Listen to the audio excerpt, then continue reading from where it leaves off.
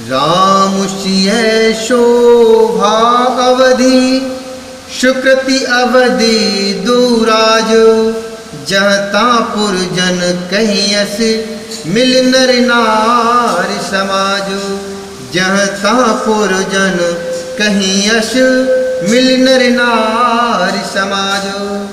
श्री रामचंद्र जी और सीता जी की सुंदरता की सीमा है और दोनों राजा पुण्य की सीमा है, अर्थात श्री रामचंद्र जी और सीता जी सुंदरता की सीमा है और दोनों राजा पुण्य की सीमा है। जहाँ तहाँ जनकपुरवासी स्त्री पुरुषों के समूह इकट्ठे होकर कह रहे हैं, जनक सुकृति मूर्ति वैदेही दशरथ सुकृति राम धर देही इन सम काहू न शिव अवु राधे काहू न इन समान फल लादे इन सम को न भयो जगु माही है नहीं कतऊ होने नाही हम सब सकल सुकृति के राशि भय जग जनम जनक पुरवासी हम सब सकल सुकृति के राशि भय जग जनम जनक पुरवासी भय जग जनम जनक पुरवासी। जनक जी के सुकृति अर्थात पुण्य की मूर्ति जानकी जी हैं और दशरथ जी के सुकृत देह धारण किए हुए श्री राम जी हैं। इन दोनों राजाओं के समान किसी ने शिव जी की आराधना नहीं की और इनके समान किसी ने फल ही और न इनके समान किसी ने फल ही पाए।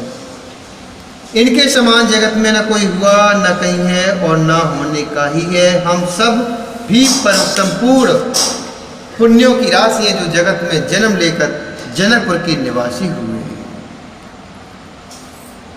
जिन जान की राम छब देखी को सुकृति हम सरस विशेषी उन देखवे रघुबीर बियाहू लेव भली विद लोचन लाहू कहीं परशु पर कोकिल बैनी एह बियाह बड़ लाभ सुनैनी बड़े भागु विधि बात बनाई नयन अतिथि होई है दो भाई गड़े भागु विध बात बनाई नयन अतिथि होई दो भाई नयन अतिथि हो ये दो भाई।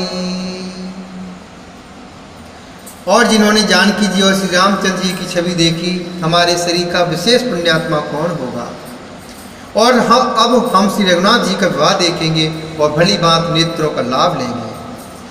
कोयल के समान मधुर बोलने वाली स्त्रियां आपस में कहती हैं कि हे सुंदर नेत्रों वाली, इस विवाह में बड़ा लाभ है, बड़े भाग से विधाता ने सब बात बना दी है।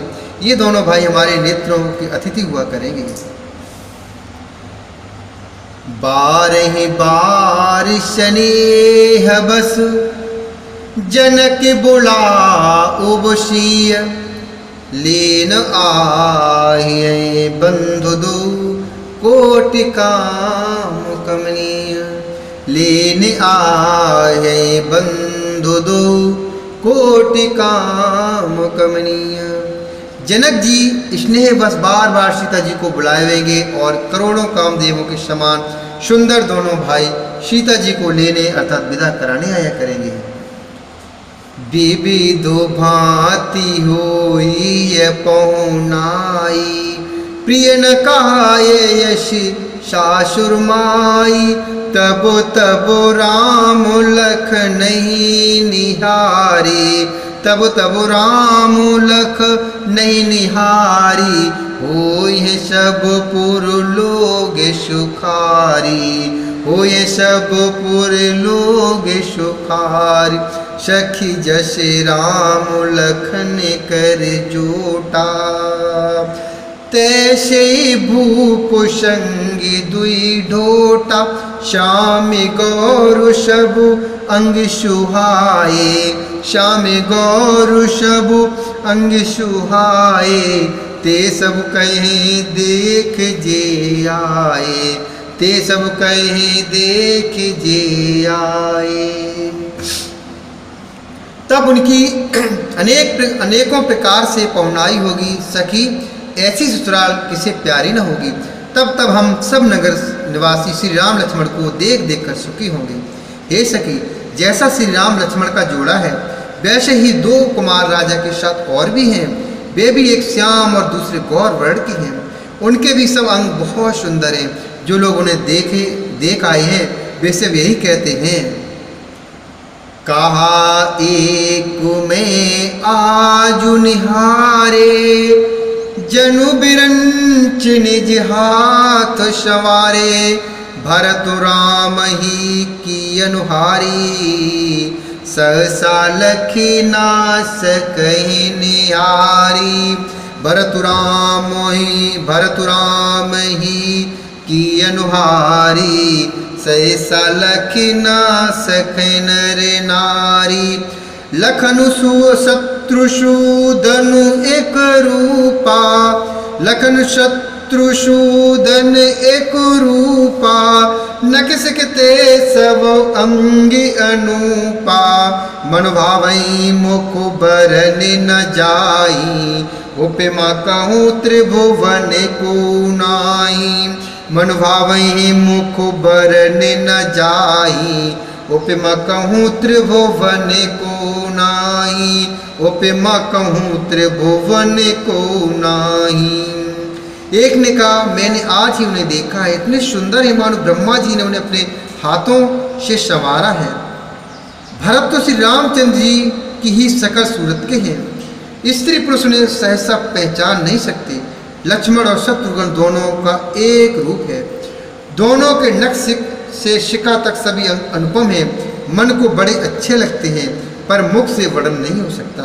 उनकी उपमा के योग तीनों लोकों में कोई नहीं है।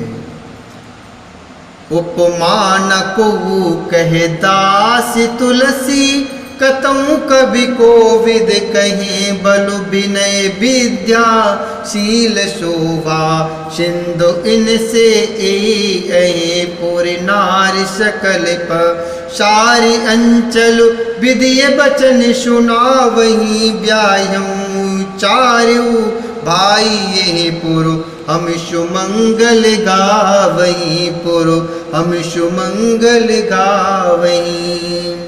दास तुलसी कहता है, कवि और कोविद अर्थात विद्वान कहते हैं, इनकी उपमा कहीं कोई नहीं है। बल विनय विद्या शील और शोभा के समुद्र इनके समान ये ही है। जनकपुर की सब स्त्रियां आंचल फैलाकर विधाता को यह वचन अर्थात विनती सुनाती हैं कि चारों भाइयों का विवाह इसी नगर में हो और हम सब सुंदर मंगल गावें।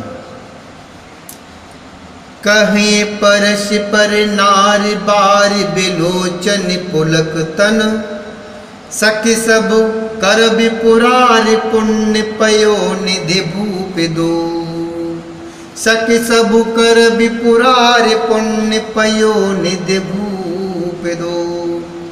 नेत्रों में प्रेमाश्रुओं का जल भरकर पुलकित शरीर से स्त्रियां आपस में कह रही हैं कि हे सखी, दोनों राजा पुण्य के समुद्र हैं, त्रिपुरारि शिव जी सब मनोरथ पूर्ण करेंगे। ए विधि सकली मनोरथ करही, आनंद उमगी उमगी और भरही। जे नृपसिय स्वयंवर आए, देखे बंधु सब तिन सुख पाए। कहति राम जशु बिसधु विशाला, निज निज भवन गए महिपाला। जय बीति कछु दिन एह भांति, प्रमोदित पूरे जन सकल बराती। मंगल मूल लगन दिनु आवा, हे मृत्यु अगनु मासु सुहावा।